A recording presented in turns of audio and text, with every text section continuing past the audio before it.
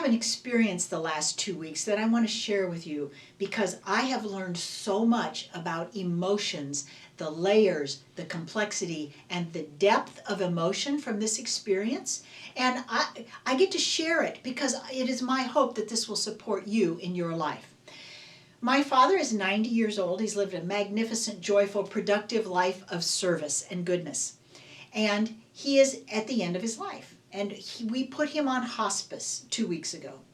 I flew up to Illinois where my mother lives to support her in this effort, and we got Daddy home, we brought him home, and we're able to take care of him there in these final weeks and months of his life. As once I got past the work part of that, right, the physicality and the getting everything moved and getting him set up and getting the hospice set up and the nurses and all that good stuff, I allowed myself a moment. I went upstairs, and I was actually in my childhood bedroom and sat on my bed, and a dear friend of mine texted me and said, "How are you?" She knew what was happening to me. And I texted back one word: sad. And I sat with that sadness, and it was just a gentle sadness, and I was just weeping a little bit. I mean, it wasn't overwhelming. And I decided that I wanted to be with that emotion because they show up in our life for reasons, and they're full of information.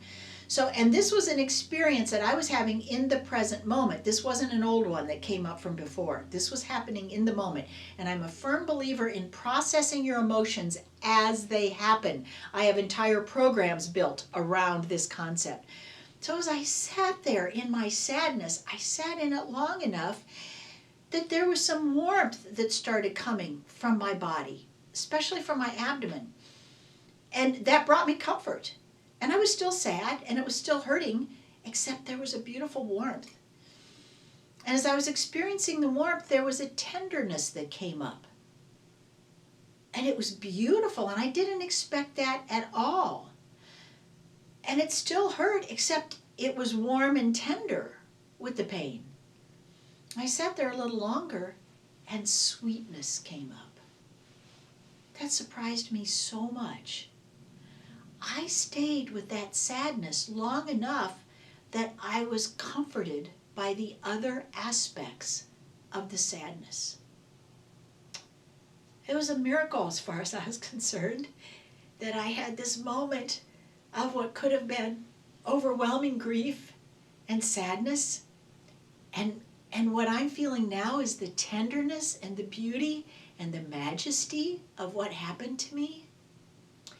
And that by staying there with it and allowing it to move itself through me, through my experience, through my body, I was blessed by it, and I still am blessed by it. And it is my hope that you will be blessed by it for having watched this. Because that's not stuck in my body. It's not crammed down someplace. It's not blocked and trapped and in a place in my body that's going to come out inappropriately at some time. It was felt in a human, in my full humanity. That emotion was felt, deepened, expressed, and processed in a way that I now can talk about it without having any sense of overwhelm, except appreciation and gratitude that it happened. Emotions are energy in motion, and they are complex, they're deep, they're multifaceted.